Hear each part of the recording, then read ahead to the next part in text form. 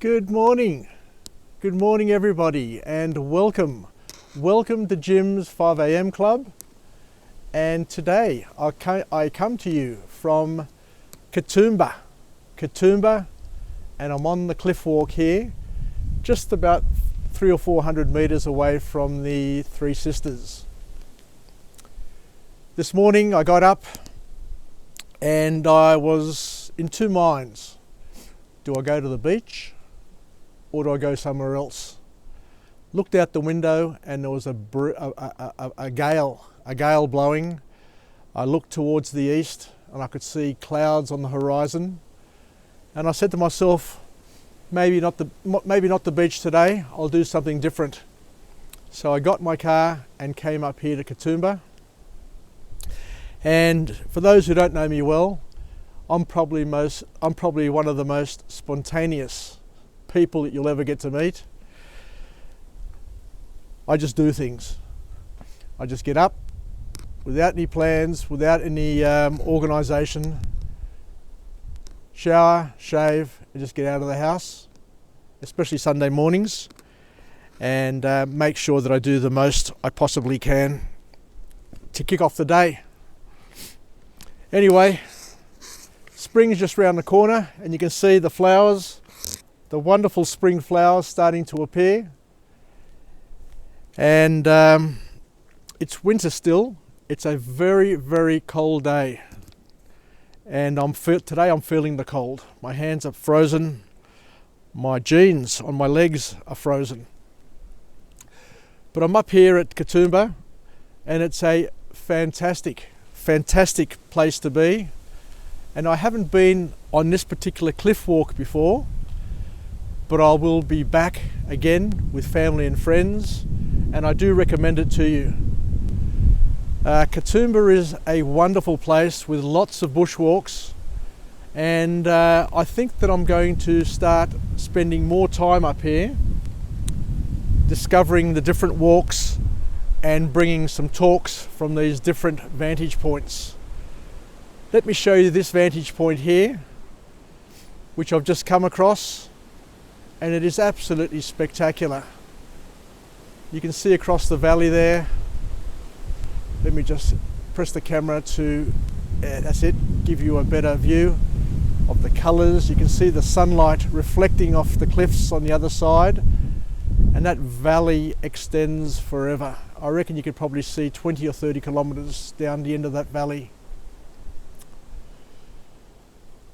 Well, anyway, we're here now, so what do?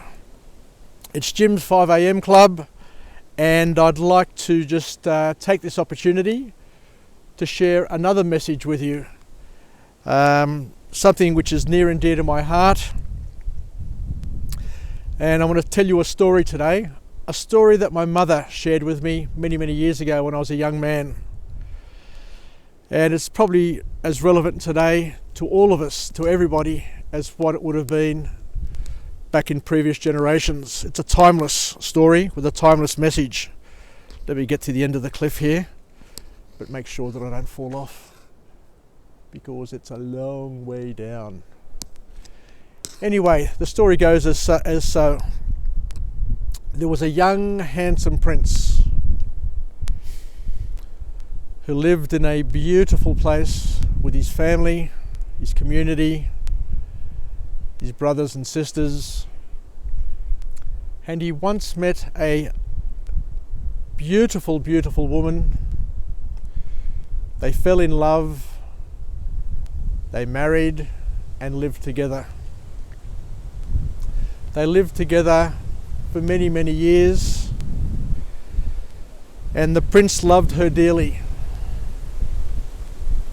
But the prince, like every man, like every boy, and like every person, also dearly loved his mother.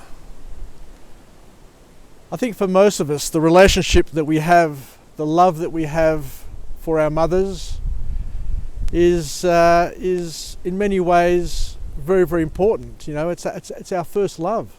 Our mothers are our first love.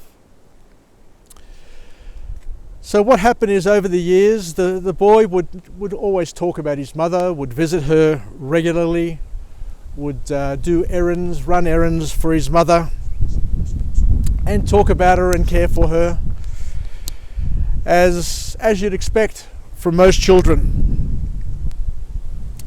The mother got older, and the son was always thinking about her. And then one day, the princess, the wife, said to the son, "Do you love me?" And her husband said, "Of course I love you. You are the most important person in my life. You are my wife, the love of my life." And the woman said, "But I don't feel that I'm the woman of your life. I don't feel loved by you. I sense that you love your mother more. You're always doing things for her. You're always running errands for her. You're always thinking of her." But the man said, "Well, I can love more than one person. I love my mother differently to what I love you. You're my wife. My mother's my mother." And his wife said, "But do you love me?" And the husband said, "Of course I do. I love you. I love you more than anything. I love you more than any other woman in the world." "Do you love me more than your mother?" "I love you differently from my mother." "Do you love me more than your mother?" "I love you. Of course I love you." And the woman then turns to him and says, "I want to leave you." And the husband said, "But I love you. I want you to stay with me." "What do I have to do?" said the son. "What do I have to do to prove my love to you?" he said to his wife. And his wife says, "If you want me to stay with you and to be with you for the rest of your life, the only thing you can do to prove to me that you love me so is to kill your mother and to remove her heart and bring her heart back to me to show me." And the husband said, "I can't possibly do that." And his wife said, "Well, if you can't do that, I'm going to leave you and you're going to spend the rest of your days by yourself on your own." The husband sat and thought about it, and he remembered that when he was young, his mother always said that when you get married, your wife needs to be the most important person in your life. More important than your mother, more important than your sister, more important than everybody else in your life, even your children. So the son decided with a heavy heart to carry out the deed. So he left, taking a sharp knife, and went and found his mother. He killed her and removed her heart. And as he left to go back with the heart in his hand, the heart was still warm.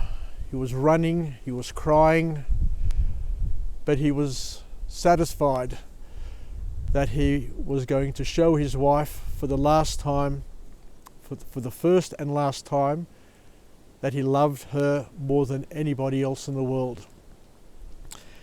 And as he was running through the glen, through the woods, he stumbled and dropped the heart on the ground, and he fell and injured himself badly. And then he got up, he reached over and lifted up the heart, and the heart said to him, "¿Te piensas pedir mo? Isekala. And I'll translate that to English. Son, did you injure yourself? Are you okay? So even the heart after it had been removed from his mother, still cared for the boy, still cared for the man, and said to him, are you okay? I still love you. It's a powerful story, that one, the one that my mother told me. And I remember my mother had terminal cancer, and I spent much time with her in her last days. And I remember having a moment where I reached over to her and I said to her, Mum, I love you so much, I love you, and you are the only person in the universe who truly understands me. Anyway, let's finish off at that point and celebrate all mothers and motherly love. To all my friends and family, stay connected, stay relevant. Let's have a positive affirmation. I'm alive, I'm well, and I feel great.